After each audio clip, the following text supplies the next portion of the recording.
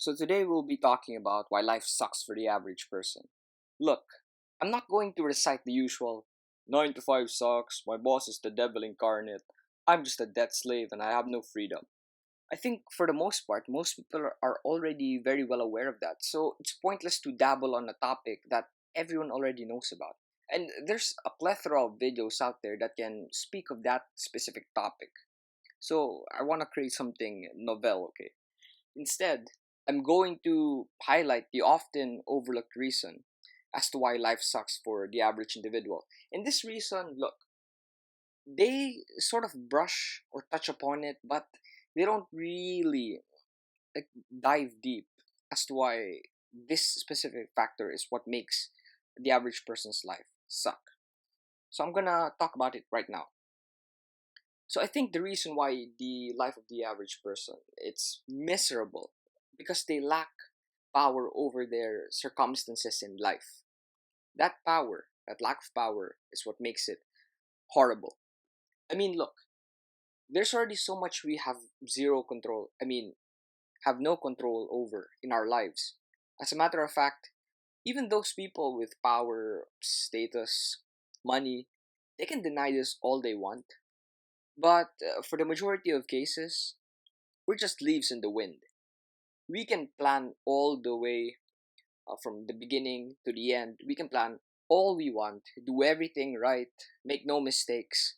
But if luck and life probability has other plans for us, there's only very little we can do to really influence our circumstances.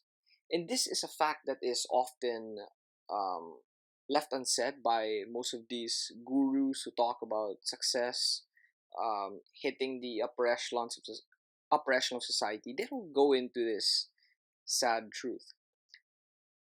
So yeah, I just talked about it here, and I hope that clarifies things.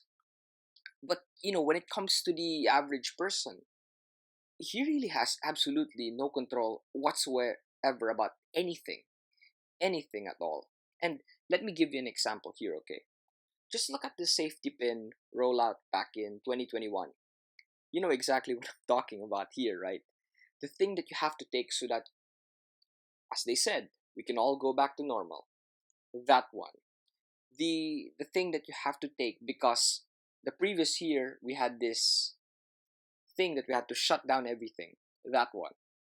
So, regardless of where you stand in this issue with regards to the safety pin rollout, you can't deny the reality that they forced people, they coerced people, often, I mean, usually, against their will to take the safety pin.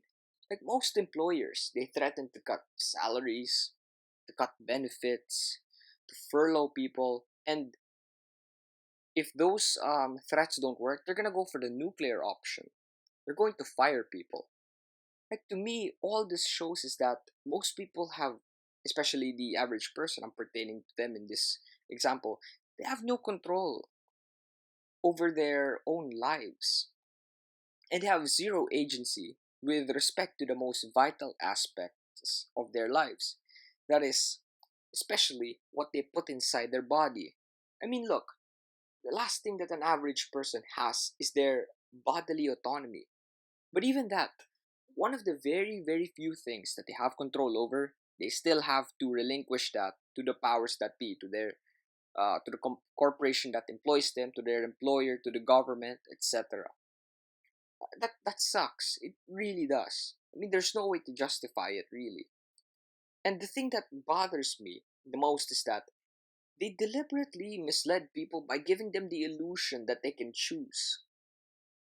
When in reality, like given the options, the choice has already been made for them from the get go. And the average person never really had a choice to begin with. They nudged them to that decision.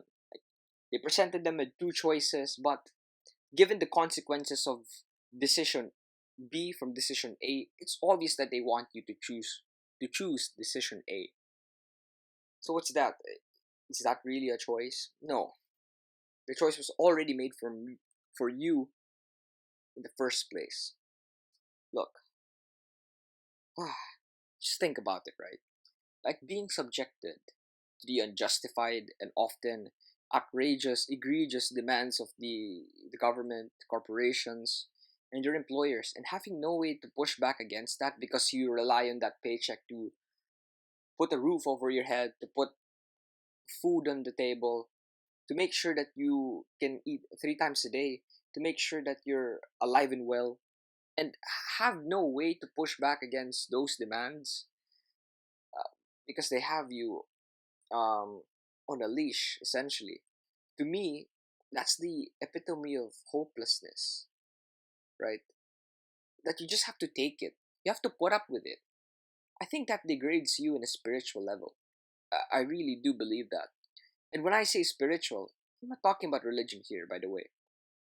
And I think it's just the most appropriate term for it. Um, I'm talking about how it just gnaws at your personality, your dignity, and humanity here. The way they just treat you, they subject you to these circumstances. You know, that you're already down there in the low end of the social hierarchy, and yet they still have to shove it to your face and make you feel like nothing. To me, there's something about it. It's just deeply wrong. The fact that we have to subject other people to that, other human beings, sentient beings who feel, think, and have the same problems as we do, just in a different social class. Yeah, it's dismaying, and honestly, that's depressing. And to me, again, it's the epitome of real hopelessness.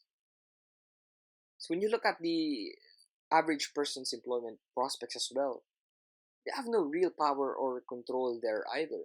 Because let's be completely frank here, the fact that an average that you're an average individual, it means that there's a large pool of other folks who can also do what you do. So there's nothing unique about you or something that will prevent your employer from just taking you out when you're not that useful anymore. So your employer will always have leverage over you unless you can get away from that, from the normal Walmart job, McDonald's job. I know this is a cliche, but most people are like that. Or if they're in the corporation, they're just paper pushers. It sucks. It just there's no other way to describe it or use a euphemism for it even. And when it comes to your dating prospects as well, you're not in any good place there either. There's no great prospects in that category either. In social media, not least in Instagram, you're always bombarded by photos. Like you're seeing eights, nines, and tens. Yes, you can argue that these are Photoshop pictures. They're carefully curated and that they're applying filters, makeup, and so on. But that's something that you're always bombarded, and it's not something that you consciously really think about when you look at these photos. You always see the immediate photo, and not you don't really delve into the ins and outs of it. So, since most of these attractive people, they only go for um, those people in the upper echelons of society. Well, as much as you want to be with these people, girls and guys, depending on your gender, you're just not attractive to them, and you're not even noticeable to them. You're invisible, right? So yeah, that's another thing you have to contend with if you're the average person. And ultimately, look, I think this fosters feelings of inferiority and powerlessness, and it makes the average person rather miserable and really just despise life altogether. That's what I'm trying to say here. And point fact is, I sincerely empathize with these people because that's a difficult lot to be in. Like for the most part, let's be completely real here. Most people who are average, they were born with it.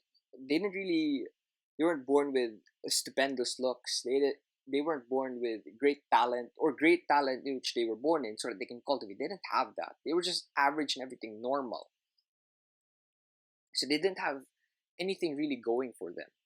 And even with effort, they can never surpass those people with innate talent and ability. who also put in the effort. And perhaps they were born into a poor family. Most often, that's the case. And they never had the opportunity to ascend to the upper echelons of society because they didn't get the education, they weren't in the right place in the right time.